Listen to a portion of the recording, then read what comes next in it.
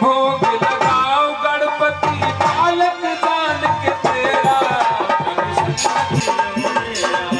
यमराज सभा में सबसे पहले सुमिरन करते तेरा प्रभु संकट हरियो मेरा बाबा संकट हरियो मेरा संकट हरियो मेरा संकट हरियो मेरा प्रभु संकट हरियो मेरा बाबा संकट हरियो मेरा प्रभु संकट हरियो हरे कृष्णा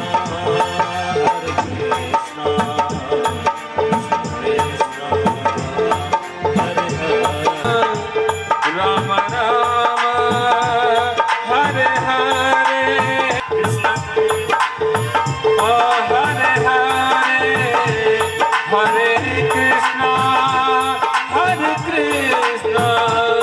कृष्ण कृष्ण हरे हरे हरे कृष्णा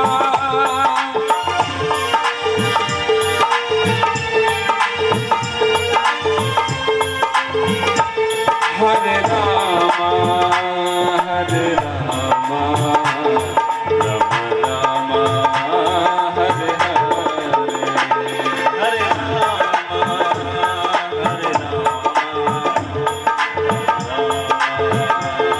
कृष्णा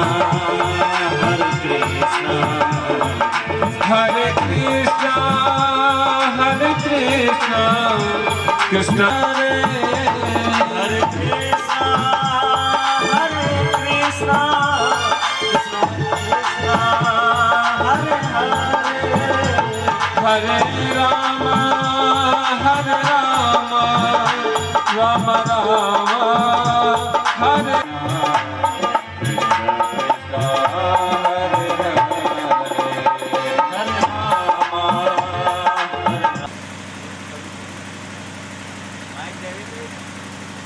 मार्ग तो पंडित जी को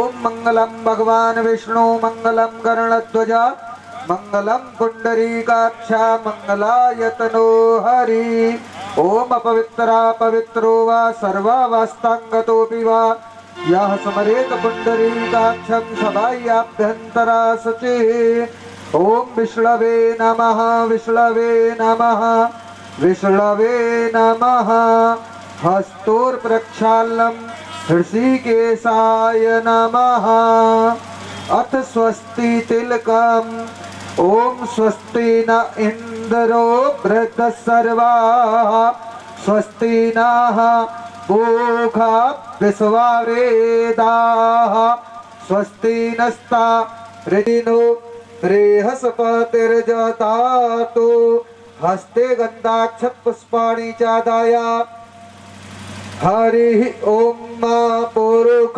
एवेदगुं सर्वं यद्भूतं यच्चावाप्यं ऊतामृतेन तिरोहति।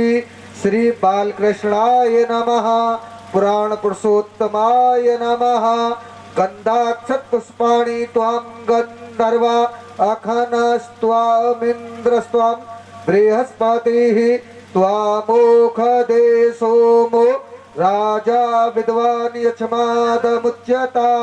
पुराण पुरुषोत्तमाय नमः बालकृष्णाय नमः गन्धानुलेपनं समर्पयामि। प्रसूवरि अस्वा इव साजितवारी विरुदाः पार्यष्णवाः श्री सामावर्ताता पदव्यां भूमृदिशाः दक्षिणां हिरण्यगर्भाः सामावर्ताताग्रे तस्य श्री पुराण पुरुषोत्तमाय नमः बालकृष्णाय चन्दनं सुललित श्री परिवेष्टितो विजयते गोपालचूडामणि पुराण पुरुषोत्तमाय नमः प्रार्थना पूर्वकं नमस्करोमि।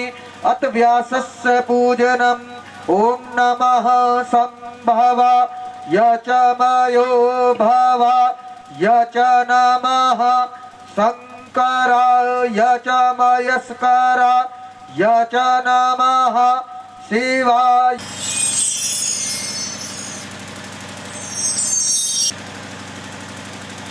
अत ब्राह्मण पूजनम ब्राह्मण हिताय च जगद्धिताय कृष्णाय गोविन्दाय नमो नमः। पुरुष एवेदग्गुं सर्वं यद्भूतं यच्चाभाप्यं ऊतामृतत्वस्य सानो जदन्नेन तिरोहति।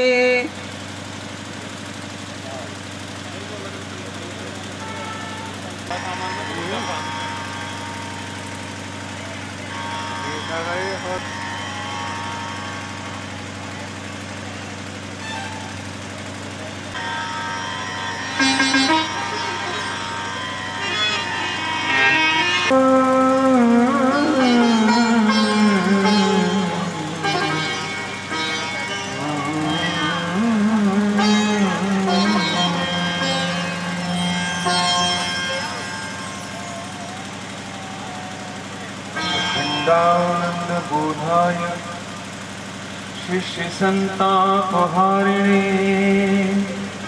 सच्चिदानंद रूपाय प्रत्यक्षं शिवरूपिणं शिरसामयोऽपीठस्थं मुक्तिकामार्थसिद्धिदम् वन्दे बोधमयं नित्यं गुरुं शङ्कररूपिणम् यमाश्रितो भक्तोऽपि चन्द्रः सर्वत्र वन्दते गजाननं भूतगणादिसेवितं कपित्थजम्बूफलचारुभक्षणम् उमासुतं शोकविनाशकारकम् नमामि विघ्नेश्वरपादपङ्कजम्।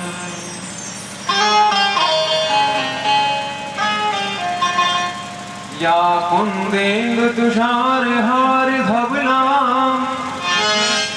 या शुभ्रवस्त्रामृता या वीरार्दण्डमण्डितकरा या ब्रह्माच्युतशङ्करः प्रभृतिभिर्देवैः सदा वन्दिता सा मां पात्र सरस्वती भगवती निःशेषायाः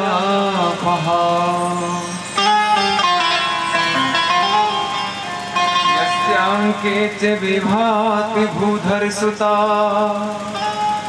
देवा पदामस्तके भाले बाले विधुर्गले च गरलम् यस्योरसी व्यालराट् सोऽयं भूतविभूषणः सुरवरः सर्वाधिपः सर्वदा सर्वः सर्वगतः शिवः शशिनिभीः शङ्करः पातु माम्। वर्हापीडं नटवरवपुः कर्णयो कर्णिकारम्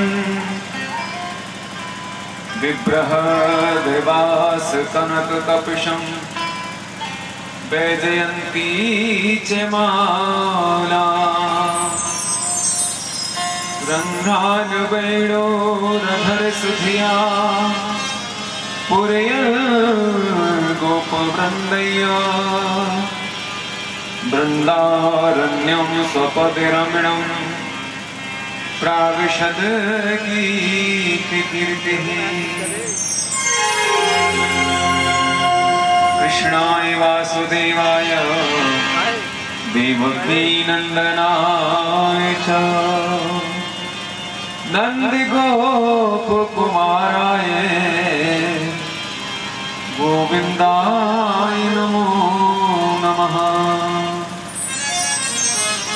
आदौ देवकी गर्भजनसुतं देवं कंसचाणूरमर्दनम् देवकी परमानन्दं कृष्णं वन्दे जगद्गुरुम् कृष्णं नारायणं वन्दे कृष्णं वन्दे प्रथासुतं कृष्णं द्वैपायनं वन्दे कृष्णं वन्दे प्रथासुतम् यो लीलालास्य संलग्नो गतो लोलपी लोलिता अबुद्धया यदुक्षापि मुक्तः पापोऽप्यं मजामुलः वन्दे गोविन्ददेवस्य नाम नारायणं सदा अवधूया यदुक्षापि मुक्तः पापोऽप्यं अजामुलः।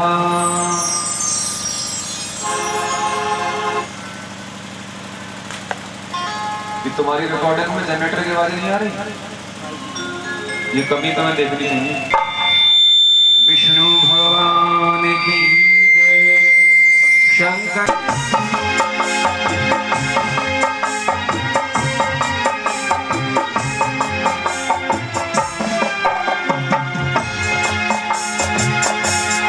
जय जय राधे जय जय श्याम जय जय श्री वृंदावन धाम।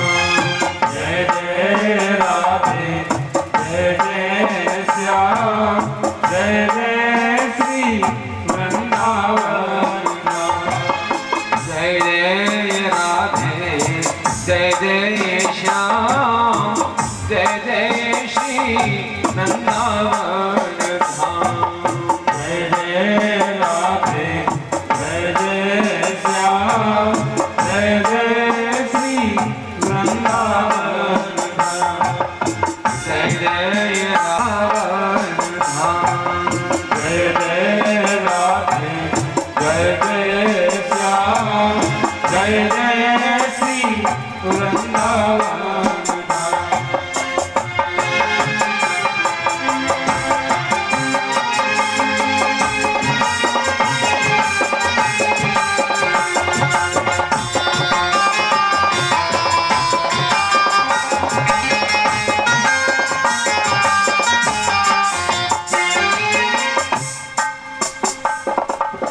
जय गोवर्धन जय नंदगान।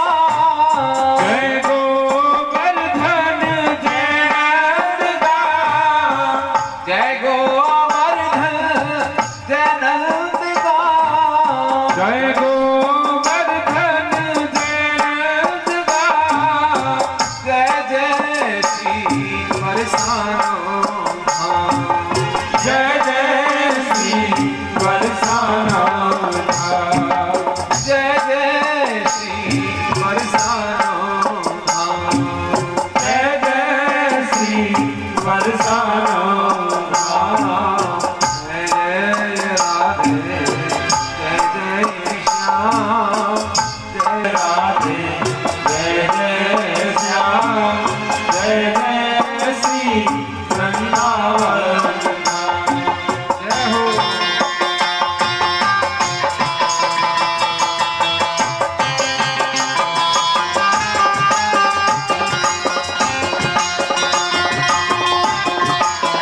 जय गोपी जय गोलवाल।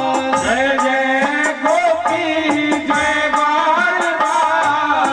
जय जय कदम्ब पिता। जय जय कदम्ब पिता। जय जय कदम्ब पिता। जय जय कदम्ब पिता। जय जय राधे जय जय श्याम जय जय श्री वृंदावन धाम।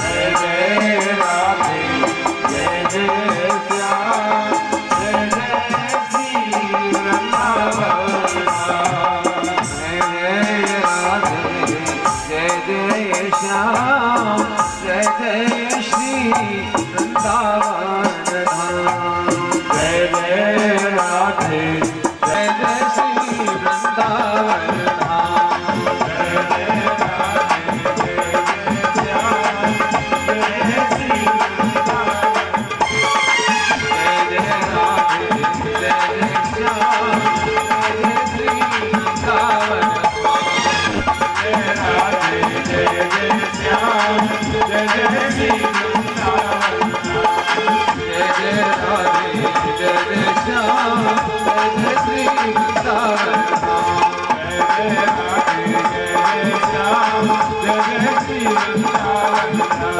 जय जय श्री वृंदावन जय जय श्री वृंदावन जय जय। अब प्रथम स्कंद प्रारंभ करते हैं। प्रथम स्कंद में अधिकार लीला आती है। अधिकारी कैसा होना चाहिए भागवत श्रवण करने से। अधिकार लीला प्रथम स्कंद में 19 अध्याय और 809 श्लोक हैं, जिनमें अधिकार लीला बताई गई है। इसमें बताया गया है कि भागवत का श्रोता कैसा होना चाहिए। श्रोता और वक्ता दोनों के गुण बताए गए हैं सज्जनों। और इसमें भगवान के अवतार की कथा बताई है।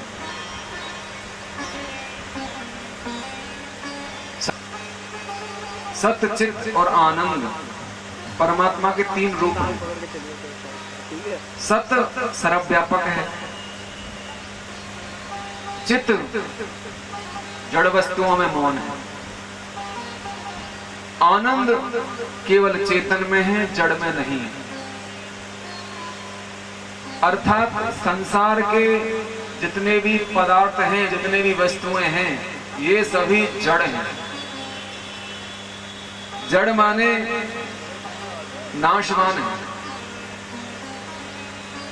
ये संसार परिवर्तनशील है, प्रकृति परिवर्तनशील है, पुरुष चेतन है, प्रकृति जड़ है। परमात्मा माने पुरुष अपरिवर्तनशील है। वस्तुओं में अपने मन और बुद्धि को नहीं लगाना चाहिए। तो परमात्मा का पहला स्वरूप बताया है सत्य। भगवान का पहला रूप है सत्य। सत्य जो सर्वव्यापक है। व्यापक कहते हैं जिसका कहीं भी अभाव नहीं है। प्रत्येक सत्य सर्वव्यापक है, सबके अंदर समाया हुआ। चित्त जड़ वस्तुओं में मौन है और आनंद केवल चेतन में है, जड़ में आनंद नहीं है। संसार के पदार्थों में आनंद नहीं है। उनको ढूंढा नहीं जाता, ढूंढा उसको जाता है, खोजा उसको जाता है, जो वस्तु खो जाती है। भगवान कोई खोने वाली चीज नहीं है। जो अपने अंदर बैठे हुए हैं उनको क्या ढूंढना। भगवान तो अपने अंदर बैठे हुए हैं, उनको क्या ढूंढना। कस्तूरी कुंडल बसे मृग ढूंढते मन माही, ऐसे घट घट राम है मूरख पावत नाहि। हृदय में रहने वाले अंतर्यामी को यदि हमें देखना है तो अपने मन को, अपनी इंद्रियों को और बुद्धि को अंतर्मुखी बनाना होगा। माने अंदर को ही मोड़ना होगा। अंतर्मुखी अपने अंदर ही देखना होगा, बाहर नहीं देखना उसको। इंद्रियां, जितनी भी इंद्रियां हैं, ये सब बहिर्मुखी हैं, ये सब बाहर को देखती हैं। इन सब इंद्रियों को अंतर्मुखी बना लो। अंतर्मुखी बना लोगे तो हृदय में रहने वाले अंतर्यामी को देख पाओगे। भगवान सबके हृदय में बैठे हुए हैं। उपनिषदों में कहा गया है कि ये जीव और ईश्वर दोनों एक स्थान पर बैठे हुए हैं, परंतु ये जीव ईश्वर को देख नहीं पाता। दोनों एक जगह बैठे हुए हैं, फिर भी ये जीव उसको देख नहीं पाता। क्यों नहीं देख पाता? कि वह बहिर्मुखी हो गया है, वो बाहर को देख रहे हैं। पास में भगवान है, फिर भी उनको नहीं देख रहा, बाहर को देख रहा है, बहिर्मुखी हो गया, इसीलिए दुखी हो गया। संसार में दुख कब से आया? कि जब से जीव भगवान से दूर हो, तब से ही दुख आ गया। जब तक भगवान के सम्मुख था तब तक सुख ही सुख था, आनंद था, परमानंद था, ब्रह्मानंद था। परंतु जैसे ही भगवान को भूल गया, उनसे दूर हो गया, तुरंत दुखों ने उसको घेर लिया। संसार के जितने भी पदार्थ हैं, जितनी वस्तुएं हैं, इनसे जो सुख पा रहे हैं, उन्हें समझो ये रोग लग गया। वो रोगी हैं, उनके लिए कहा जाता है जैसे चर्म रोग नहीं होता, चर्म रोग, खाज, खुजली, दाद, छाजन, ऐसे ही संसार का सुख चर्म रोग की तरह है। खाज पे हाथ थोड़ा सा भी भूल से पड़ जाए ना, रात में भी चाहे तो पूरी रात खुजाते रहते हैं। खुजाते खुजाते खून निकल आता है। वो आवाज लगाते रहते हैं ना, जो देखते हैं दवा इसकी, बड़े बड़े स्टैंडों पर, रोडवे स्टैंड हुए, स्टेशन हुए, जगह जगह, ये खाते खाते खुजाते खुजाते खून निकल आता है। बेटा बाप के सामने से खुजाता है, बाप बेटे के सामने खुजाता है। सामने खीर रखी हो तो वह भी अच्छी नहीं लगती। आइए मेरी गाड़ी के पास आइए, ये है मुन्ना लाल का माम, बाहर से देते रहो दाम, अंदर से देते रहो माम, इस तरह से चिल्लाते रहते हैं ना। तो ये खुजली का रोग लग गया मनुष्यों, ये खाज का रोग है। कहते हैं एक हाथ खाने में और एक हाथ खुजाने में। देहात में कह देते हैं कि खाए को नाज हो और खुजाए को खाज हो, बातें बढ़िया और का। तो खाज का रोग सबको लगा हुआ है।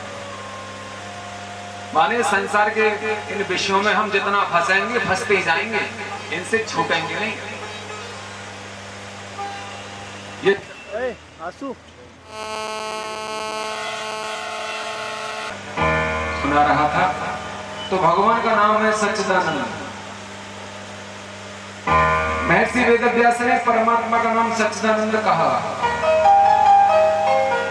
ना तो उन्होंने सर्वप्रथम राम जी का नाम लिया, भागवत का जब उन्होंने निर्माण किया, जब लिखा ऐसे, तो उन्होंने ना तो पहले श्री कृष्ण का नाम लिया, तो उसका नाम रूप रंग की कल्पना कैसे की जा सकती है। महर्षि वेदव्यास ने पहले ही कलयुग के दर्शन कर लिए थे।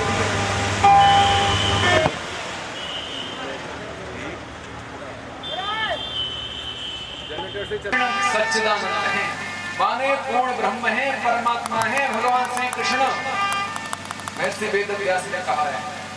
प्रथम श्लोक में उन्होंने श्री कृष्ण का नाम लिया सच्चिदानंद, माने श्री कृष्ण परमात्मा है, और उन्हीं की मैं कथा लिखने जा रहा हूँ, उन्हीं की गाथा गाने जा रहा हूँ, जिससे कल को लोग संशय न करें कलयुग के प्राणी कि कहीं ये कथा इन्होंने लिख दी और ये कथा बनाई तो कहीं कृष्ण भक्तों के लिए तो नहीं बनाती है। क्योंकि कलयुग में अनेकों मत मतांतर होते हैं, लोग नए नए पंथ बना रहे हैं। आजकल आपने देखा होगा नए नए पंथ बन रहे हैं कलयुग में, जबकि सत्य तो यही है कि पंथ तो एक ही है, वो है सनातन मार्ग, वैदिक मार्ग। उससे बढ़कर के कोई दूसरा पंथ नहीं है। अब तो कलयुग में अनेकों प्रकार के पंथ चल रहे हैं। लोग अपने धर्म से च्युत हो गए हैं, अपने धर्म से दूर हो रहे हैं और नाना प्रकार के पंथों में फंस रहे हैं, और उनका परिणाम आप देख ही रहे हो कि क्या हो रहा है। मेरे कहने की आवश्यकता नहीं है। ऐसा ही होता है, जो अपने धर्म को त्याग करके दूसरे में चला जाता है, उसका इसी प्रकार से पतन होता है। गोविंद भगवान की। तो हमारा सच्चा पंथ है, सच्चा वैदिक मार्ग है, सनातन मार्ग, जो हमारे धर्म ग्रंथों में बताया गया है, जो श्रीमद् भागवत महापुराण में बताया है महर्षि वेदव्यास ने, श्री रामचरितमानस में गोस्वामी तुलसीदास ने बताया है, गीता में भगवान श्री कृष्ण ने बताया है। अर्थात हमारे धर्म ग्रंथों में जो मार्ग बताया गया है उस पर हमें चलना चाहिए, ना कि आजकल के कलियुगी लोगों के द्वारा जो पंथ बना दिए गए हैं उन पर चलना चाहिए। सत्य का मार्ग क्या है? सत्य का मार्ग है सनातन मार्ग। उस सत्य स्वरूप परमात्मा का मार्ग क्या है? सनातन मार्ग। यदि परमात्मा को पाना है तो सनातन मार्ग में चलना होगा। तो सज्जनों, महर्षि वेदव्यास ने सच्चिदानंद घन परमात्मा, जो जगत की उत्पत्ति करने वाले हैं, माने इसको बनाने वाले हैं और इसका पालन करने वाले हैं, माने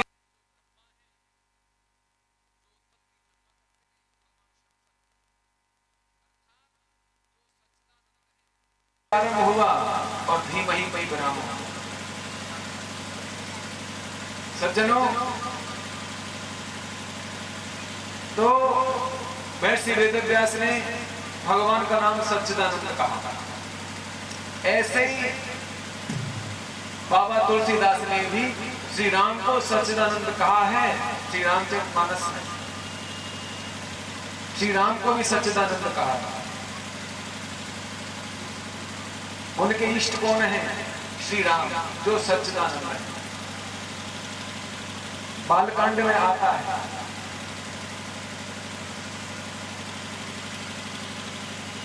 कहीं सच्चिदानंद जग पावन, अस कहीं चले मनोज न सावन, कहीं सच्चिदानंद। भगवान शंकर ने श्री राम को सच्चिदानंद कहा। जब श्री राम और लक्ष्मण सीता जी को खोजते हुए घूम रहे थे, आप इसमें सुना होगा, जानते हैं, आप पढ़ते भी हैं, जो स्वाध्याय करते हैं श्री रामचरितमानस का, उन्होंने सुना होगा, पढ़ा भी होगा कि भगवान शंकर ने उनको सच्चिदानंद कहकर के प्रणाम किया।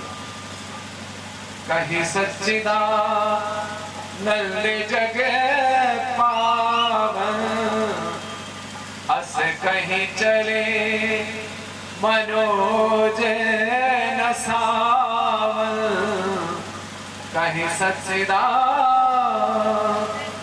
तो भगवान शंकर भी श्री राम को सच्चिदानंद कहते हैं। और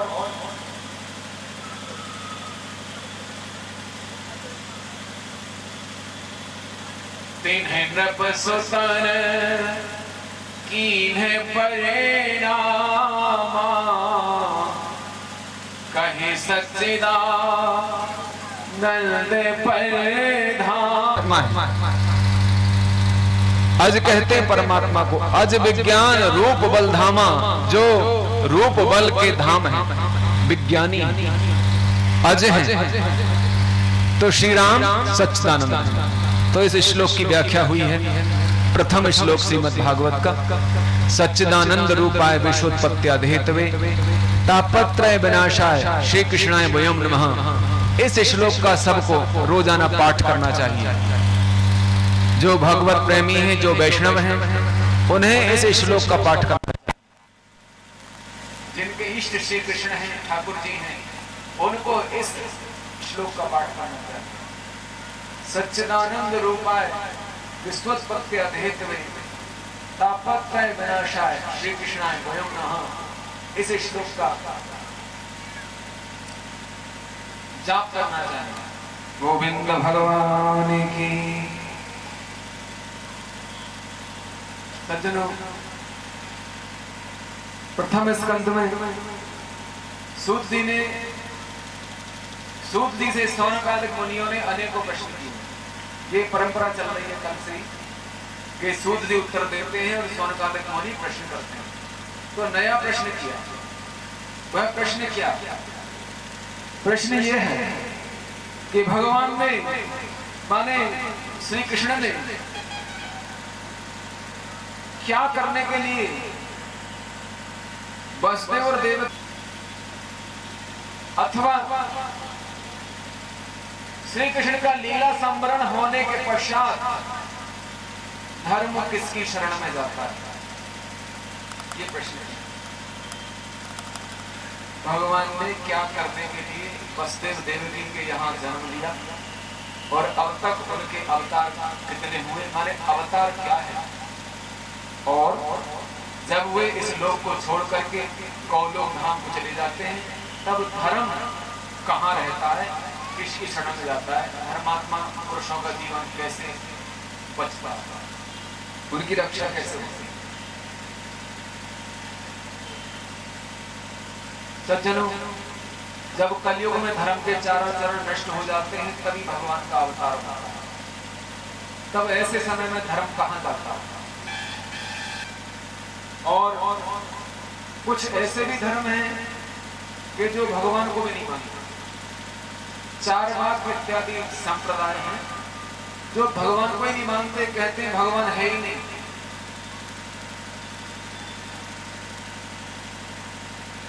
अब तो वैज्ञानिक भी मानने लगे। गॉड पार्टिकल पर रिसर्च किया था, अभी खोज की है। ब्रह्मांड की उत्पत्ति कैसे हुई है, वैज्ञानिक लगे हुए इस रिसर्च में। कितने देशों के वैज्ञानिक लगे हुए और उन्होंने ढूंढ निकाला और उन्होंने ये प्रमाणित कर दिया है कि जीव ईश्वर का ही अंश है।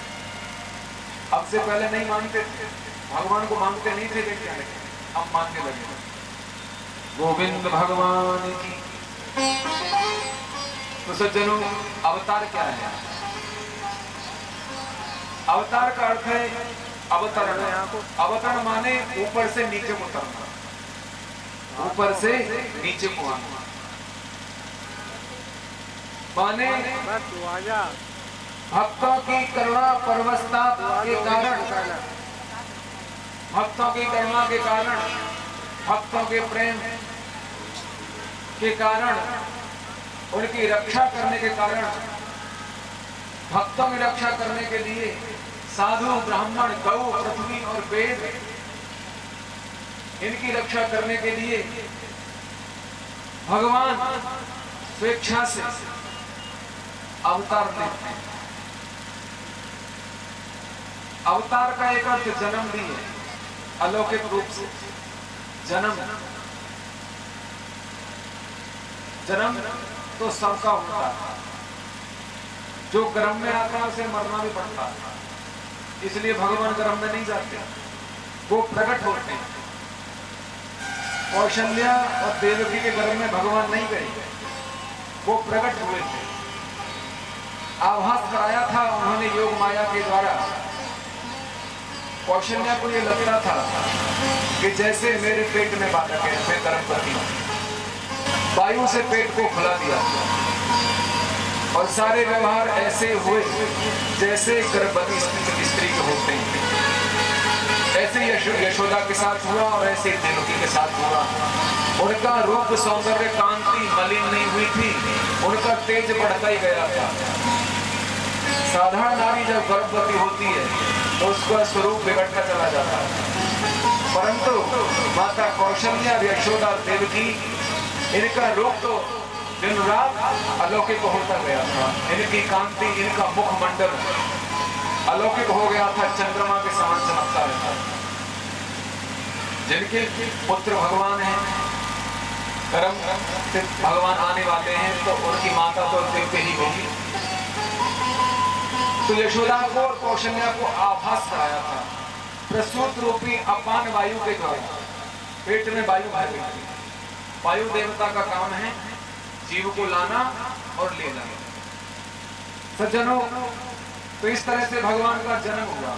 जन्म का अर्थ है प्रकट होना, जनि धातु से जन्म बनाना। जनि धातु से जन्म बना है जिसका अर्थ है प्रकट होना। संस्कृत में जनि धातु, जनि धातु से जन्म बना है जिसका अर्थ है प्रकट होना। अर्थात जो वस्तु दिखाई नहीं दे रही थी अब दिखाई देने लगी। परमात्मा निराकार है और वह साकार होकर के दिखाई देने लगा। साकार हो जाता है कभी तो दिखता है, मूर्ति साकार रूप है। भगवान का जो छवि जो श्री विग्रह है वह साकार रूप है, उसको हम भगवान मान करके पूछते हैं।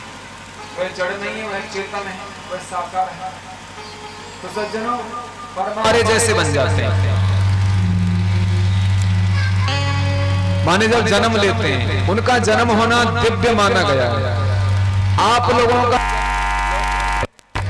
परंतु भगवान का जन्म है, क्योंकि आप जाते हो वो गर्भ में नहीं जाते।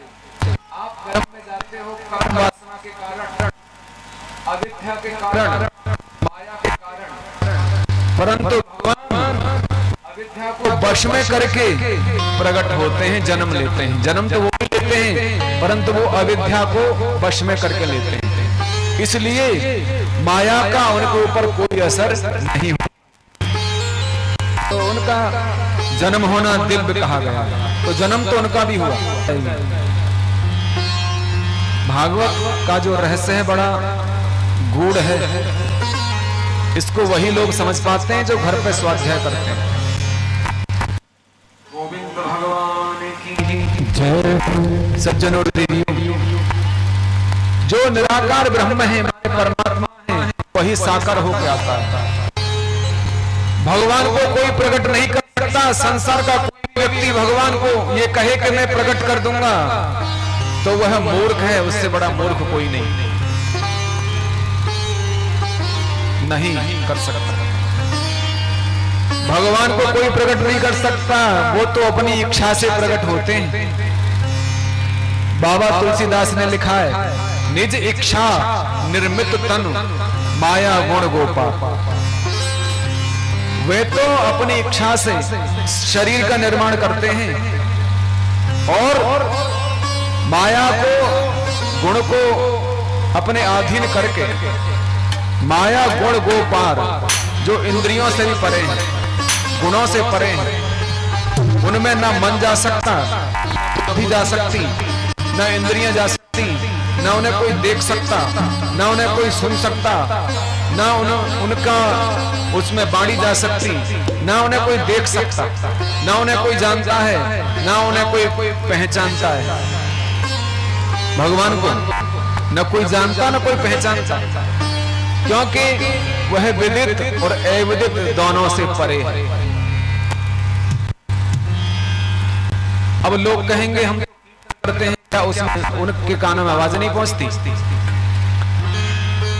हम उनके स्वरूप को देखते हैं, क्या हम उन्हें देखते नहीं? क्या वो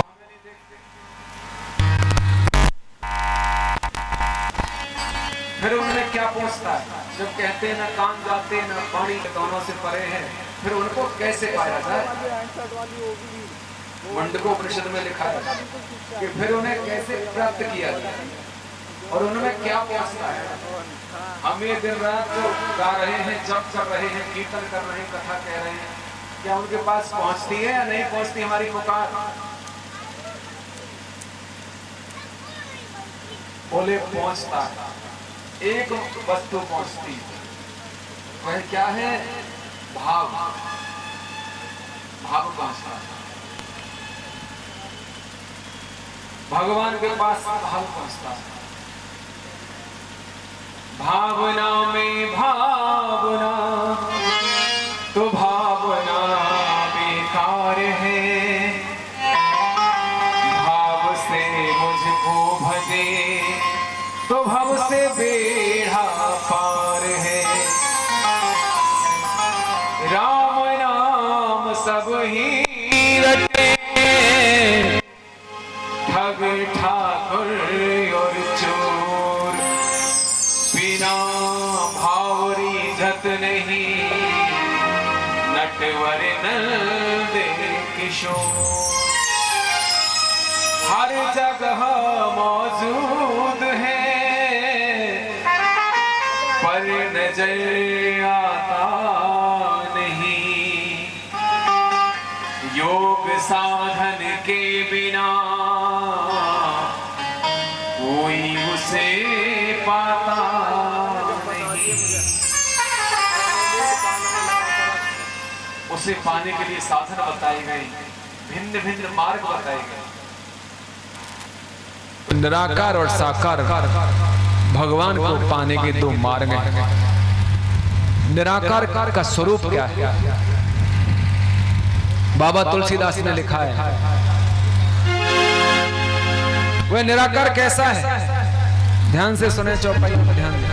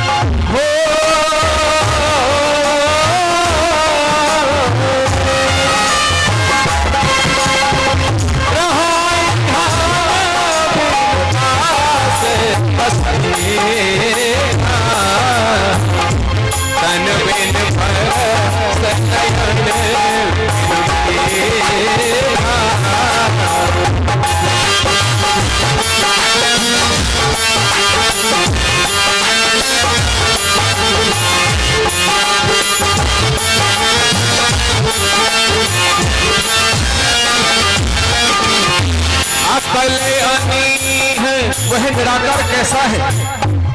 वह परमात्मा निराकार कैसा है? उसका ये स्वरूप है, उसका विशेषण है। अकले अनी है अनामय रूप, अनुभव काम्य अखंड अनुपमा। श्री राम जय राम, जय राम, श्री राम जय राम, जो बिना पैरों पे चलता है, बिना कानों पे सुनता है, बिना वाणी के बोलता है, बिना आंखों के देखता है और बिना हाथों के सब कुछ करने वाला है, बिना नाक के सब को सूंघता है और बिना जीव के सारे रसों को ग्रहण करने वाला है। और जो विश्व व्यापक है, अकद है, अनीक है, अनाम है, माने उसका कोई नाम नहीं, और अरूप है, उसका कोई रूप भी नहीं है। वही निराकार परमात्मा भक्तों के प्रेम के कारण, उनकी हो जाता है। ओ विश्व व्यापक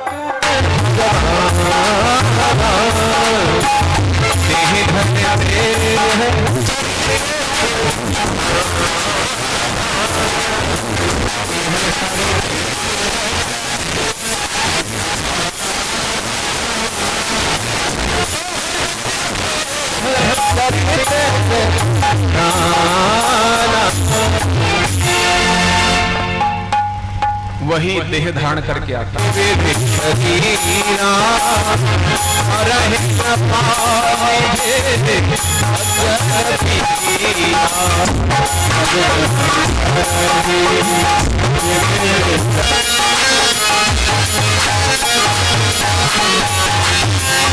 भगवान के अवतार लेने का कारण बताया। जब जब होए धर्म की हानि, जब जब धर्म की गिलानी, भगवान नाना रूपों में अवतार लेकर के आते हैं।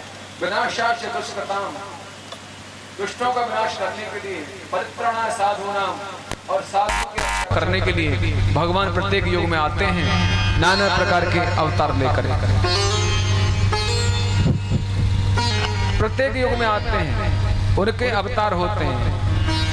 वैसे तात्विक रूप से मैं आपको बताऊं तो उनका अवतार तो रोज होता है। भगवान रोज आ जाते हैं। आपके उदाहरण के लिए, जैसा आपका कोई कार्य नहीं बन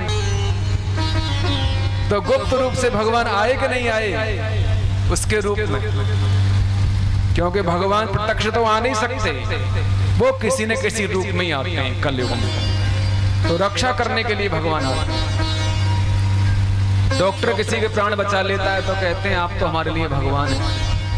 कोई किसी की सहायता करता है तो कहते हैं आप मेरे लिए तो भगवान बन के आए।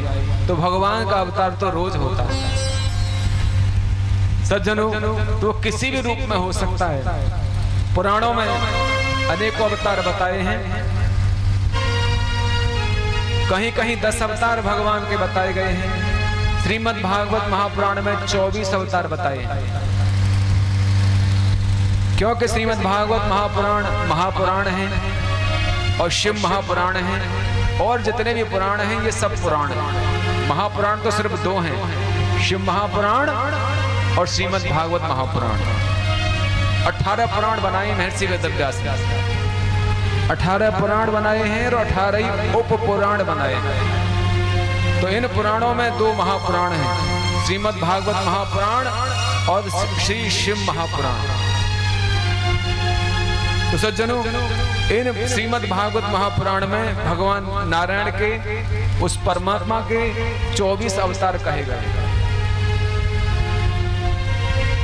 वे अवतार कौन कौन से हैं? संसार का जब प्रलय हो जाता है, जब भगवान देखते हैं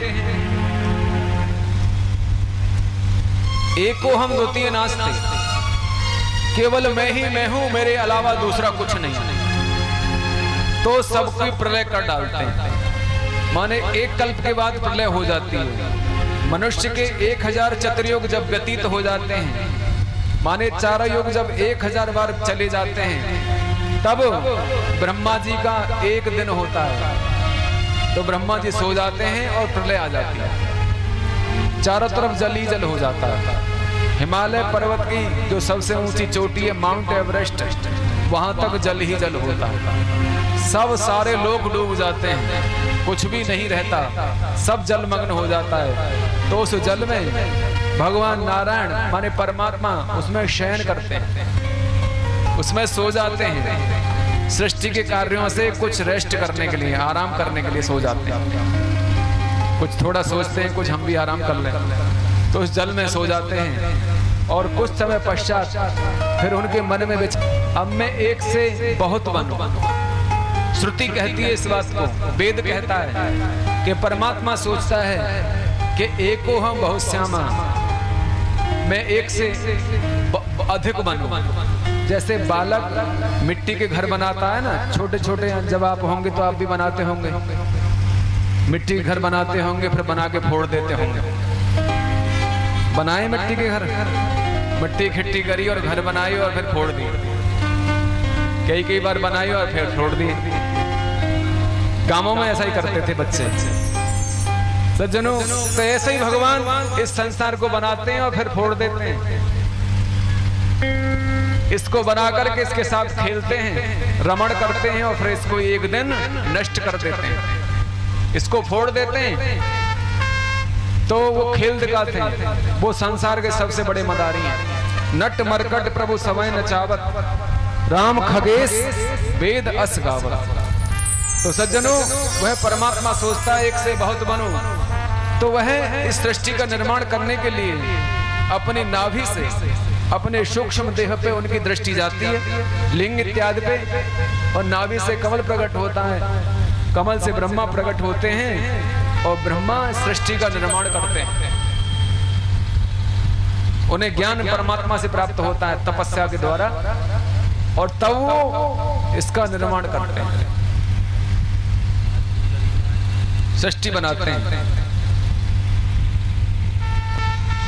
तो ब्रह्मा जब सृष्टि बनाते हैं तो सबसे पहले वो जब मनुष्य सृष्टि बनाते हैं तो ऋषियों को प्रकट करते हैं मन से, मानसिक सृष्टि बनाते हैं, पहले मानसिक सृष्टि बनाते हैं तो ऋषियों को प्रकट करते हैं। तो सबसे पहले जो ऋषि प्रकट किए वो सनकाद ऋषि थे, कल मैंने आपको बताया।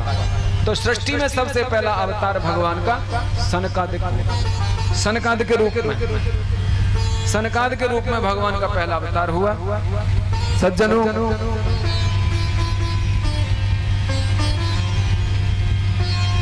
उसके पश्चात 12 अवतार हुआ,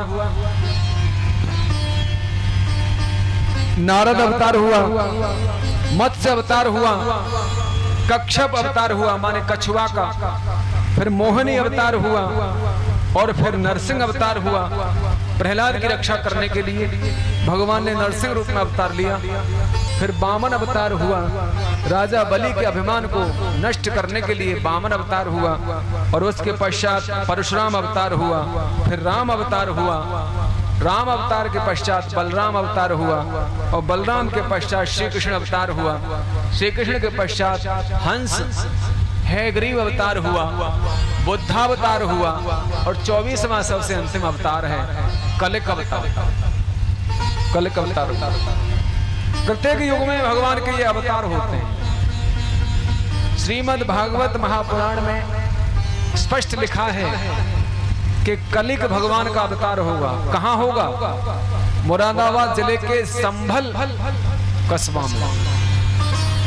संभल नामक कस्बा है, उसमें भगवान का अवतार होगा। और विष्णु यश नामक ब्राह्मण के यहाँ भगवान का अवतार होगा। अब के ब्राह्मण के यहाँ अवतार लेके आएंगे। मैं आपको बताऊं, भगवान ने जितने अवतार लिए हैं वो अधिक से अधिक ग्रस्तों के यहाँ लिए हैं। सन्यासियों के यहाँ नहीं लिए, साधुओं के यहाँ नहीं लिए, ग्रस्तों के यहाँ लिए। सब ग्रस्ती हैं, उनके यहाँ अवतार लिए। कर्दम प्रजापति भी ग्रस्ती थे, उनके यहाँ अवतार लिया कपिल रूप से भगवान। तो जितने भी अवतार भगवान के हुए सब ग्रस्तों के यहाँ हुए। गोविंद भगवान की जय हो। नाना भांत राम अवतारा, रामायण सतकोट अपारा। कल्प भेद हर चरित सुहाए, भांत अनेक मुनीशन गाए। इसलिए कोई संशय नहीं करना चाहिए हमको। भगवान के कल्प अनेकों लीलाएं उन्होंने की हैं, किसी प्रकार का संशय नहीं करना चाहिए। करिए संशय उस अस और जानी, सुनिए कथा सादर रत मानी। प्रेम के साथ हम कथा को सुने, हमें उस मतभेद में नहीं पड़ना चाहिए। हमें तो प्रेम से भगवान की लीला गुणों का श्रवण करना है। सज्जनों, तो इस प्रश्न का उत्तर दिया।